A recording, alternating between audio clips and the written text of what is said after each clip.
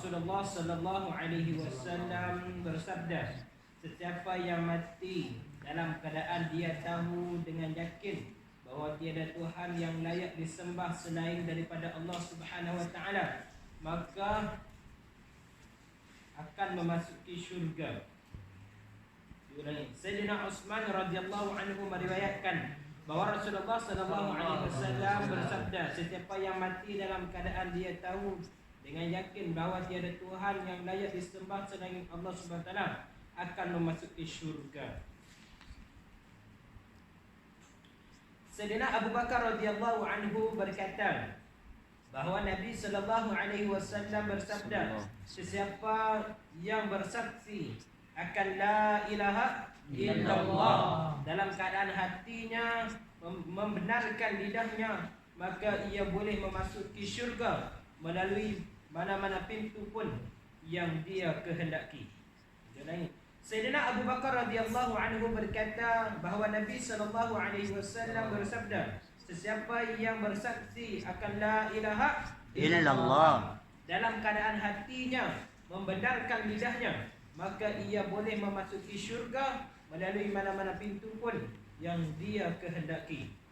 Allah Akbar. Hari ini kita nak muzakarah tentang sifat para sahabat radhiyallahu anhum. Sahabat-sahabat Nabi ini adalah pelajar-pelajar yang paling terbaik. Pelajar-pelajar paling yang terbaik adalah sahabat Nabi. Guru yang paling terbaik ialah Nabi kita Muhammad sallallahu alaihi wasallam. Jadi kita nak belajar bagaimana cara kehidupan kita ni supaya berjaya dan dapat redha Allah. Tak lain tak bukan kita kena ikut cara orang terdahulu. Mereka telah berjaya di sisi Allah, cara yang ditunjuk oleh Nabi sallallahu alaihi wasallam. Maka dengan cara tu kita ikut jejak mereka supaya dalam kehidupan kita ni berjaya di sisi Allah Subhanahu wa taala. Baik, sifat para sahabat ni ada berapa? Sifat para sahabat ni banyak, tetapi ulama-ulama kita telah kaji, telah ukur dalam kehidupan para sahabat tu ada 6 sifat para sahabat. Yang pertama sifat apa? Sifat para sahabat. Yang pertama sifat apa? Kalimat thayyibah la ilaha illallah. Yang pertama kalimat thayyibah la ilaha illallah Muhammadur Rasulullah. Yang kedua salat khusyuk dan quduk. Yang ketiga ilmu dan zikir, ilmu ma'al zikir. Yang keempat kaum muslimin. Yang kelima ikhlasnya. Yang keenam dakwah dan tabligh. Kenapa Allah SWT ada dua? Baik, kita muzakarah sifat yang pertama. Kalimat thayyibah la ilaha illallah Muhammadur Rasulullah. Baik, dia ada 3 maksud, kelebihan, cara nak dapat. La ilaha illallah ni artinya tiada Tuhan melainkan Allah. Dimaksudnya sebenarnya kita kena yakin bahawa Allah yang berkuasa, makhluk tidak berkuasa. Allah yang menghidupkan kita, Allah yang matikan kita, Allah yang muliakan kita, Allah yang menghinakan kita. Dan Allah yang memberi rezeki, Allah menarik rezeki. Tahu ni. Allah memberi rezeki, Allah menarikkan rezeki. Itu maksud yang sebenarnya. Kita kena yakin bahawa Allah yang berkuasa. 17,000 makhluk ni tidak berkuasa. Yang berkuasa siapa? Allah.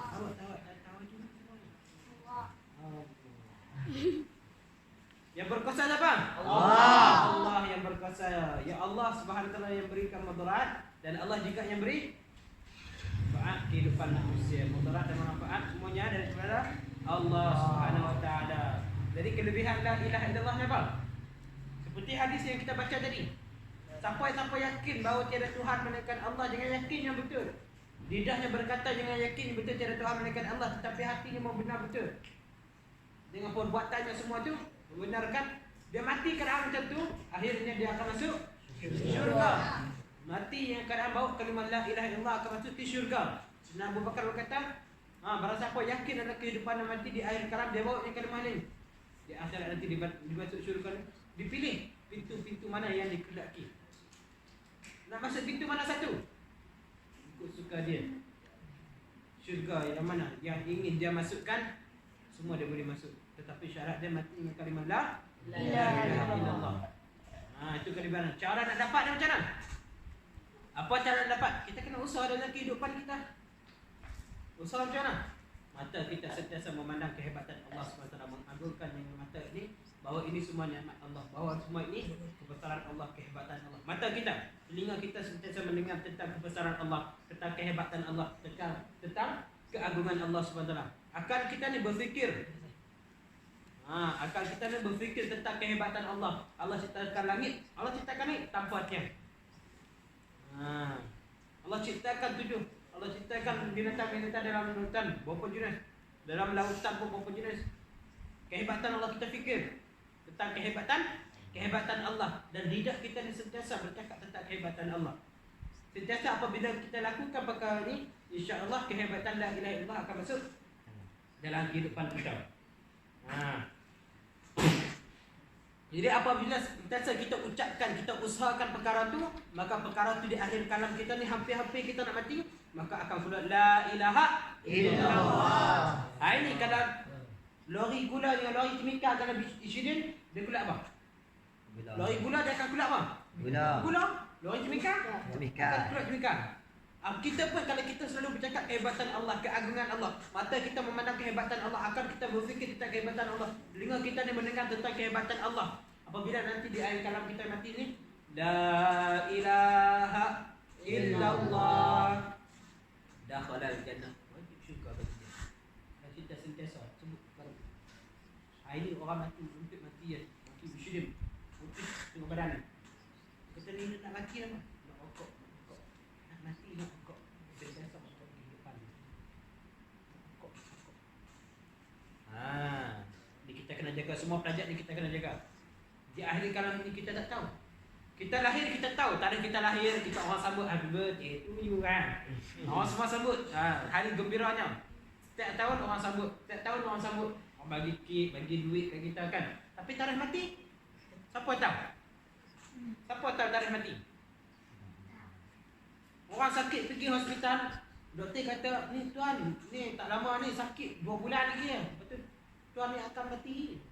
Tengok. Dia tu yang sakit tu hidup 2 tahun, tengok doktor tu mati dah. Nyawa semua, nyawa kehidupan kita ni, hidup antara mati ni semua hak milik Allah. Ini kita kena yakin dengan atas kalimah la ilaha illallah. Sambungannya Muhammadur Rasulullah. Apa maksud kalimah Muhammadur Rasulullah? Artinya Nabi Muhammad itu pesuruh Allah. Maksudnya tiada cara lain yang diredai oleh Allah melainkan cara Nabi SAW. Cara yang ditunjuk oleh Nabi SAW itu cara yang paling berjaya, insya-Allah. Kalau kita buat cara kehidupan kita buat kita ni nak tunjuk alim. Nabi SAW ajak kita sembahyang subuh berapa rakaat? 2 rakaat. Dia pakai sempan besar, jumpa sembahyang subuh 4 rakaat. Orang berjaya kan? Gagal. Kenapa? Dia tak ikut sunnah Nabi SAW. Koklah kata susah-susah dia buat sendiri. Sunnah Nabi ni kalau nak pergi tawaf tu, Nabi tu dekat Mekah tu, dia buat diri tawaf kat rumah dia, boleh kan? Kita orang sesat boleh. Kalau kita bawa kehidupan kita cara Nabi SAW, kita akan berjaya. Kita tidak akan sesat. Itu maksud kelebihan orang yang hidup sunnah Nabi SAW. Apa? Nabi SAW berkata, barang siapa menghidup sunnahku, maka dia itu mencintai aku. Dia tu mencintai Nabi SAW. Barang siapa mencintai Nabi SAW, dia akan bersamaku dalam syurga. Akan bersama dengan Nabi SAW dalam syurga.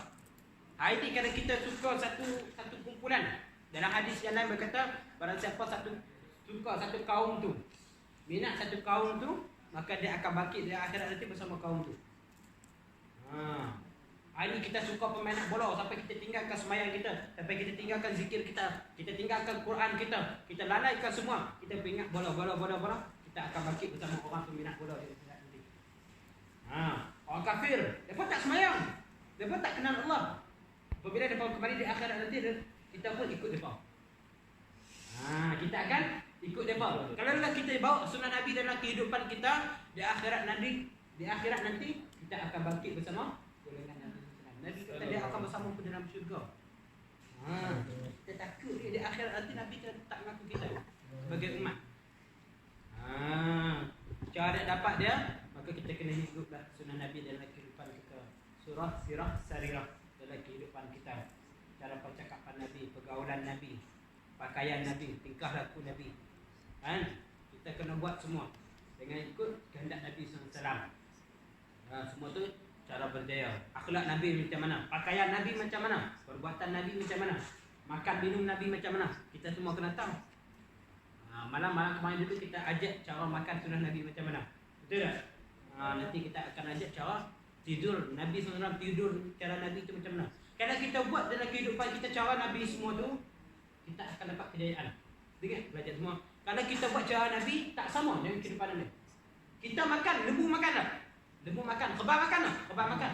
Tapi lembu makan macam lain, kambing macam kita pun makan macam lain. Kita makan cara ikut sunnah Nabi SAW. Tapi kalau kita makan tak ikut sunnah Nabi SAW, makan macam lembu. Macam lembu pun. Bukan nak kata dia tu macam lembu, tapi kalau dia tak ikut sunnah Nabi, lebih kurang macam tu. Betul? Nabi SAW ajak kita makan guna tangan kanan. Duduk macam mana kehidupan kita, makan kita macam mana. Kalau kita makan dalam tangan kita nak duduk jalan macam mana. Nabi SAW tunjuk semua. Dalam makanan apa ada gam, Allah tunjuk, Allah buang 70 penyakit dalam kehidupan kita. Ikut sunnah Nabi. Allah buang 70 penyakit ada dalam diri kita ni. Allah buang. Mari kita amal dan amal. Itu dalam makan. 70 penyakit Allah buang. Manakah satu penyakit je? Penyakit bang? Mati. Kalau mati kita tak mati. Mati kita tak boleh dihindarkan. Itu dalam makan, dalam minum, masuk tanah, keluar tanah. Orang masuk tanah tiba-tiba jatuh cincin, mati. Orang kampung kata, ish, ginanya itu mati dalam tanah. Mati dalam tanah. Tapi dia mati keadaan tersenyum. Hidupnya sunnah Nabi SAW. Hidup sunnah Nabi SAW. Orang pergi semayang, tiba-tiba balik kena insiden. Ada satu kisah, balik insiden. Tapi orang yang kenapa dia mati kat tersenyum? Lupa-lupa dia hidup sunnah Nabi SAW. Kayu pergi, dia sugi. Mati keadaan tersenyum. Gembira, jumpa ni. Dia mati, dia tahta kata tempat dia Allah telah siapkan dengan syurga. Semua manusia takut dengan azab api neraka. Tetapi manusia tak pernah fikir pun bagaimana nak selamat daripada api neraka. Saya perkara ni, kita nak selamat dari kehidupan kita, kita ikut perintah Allah, cara yang ditunjuk oleh Nabi SAW. InsyaAllah nak? InsyaAllah. Semua pelajar ini hari ini kita muzakarah satu sifat, iaitu sifat para sahabat. Apa yang sifat yang pertama tadi? La ilaha illallah. Kena ingat ni, nanti akan tanya balik. Satu hari kita huraikan satu sifat supaya ingat semua. Kalau kita huraikan sifat, nanti semua tak ingat pula. La ilaha illallah Muhammadur Rasulullah. Sifat yang pertama, sifat apa? La ilaha illallah. Sifat kalimah thayyibah. La ilaha illallah. Baik, hari ini kita sampai di sini dulu. Kita sampai di sini situ. Esok kita akan sambung sifat yang kedua. Apa sifat kedua? Solat khusyuk yang kedua. Okey, hari ini semua pelajar kena ingat sifat yang pertama di kalimah la ilaha illallah, masuk ke ibadah dan dapat. Tahu tadi. Besok kita akan sambung dengan solat khusyuk yang kedua. Subhanallah wa bihamdihi. Subhanallah.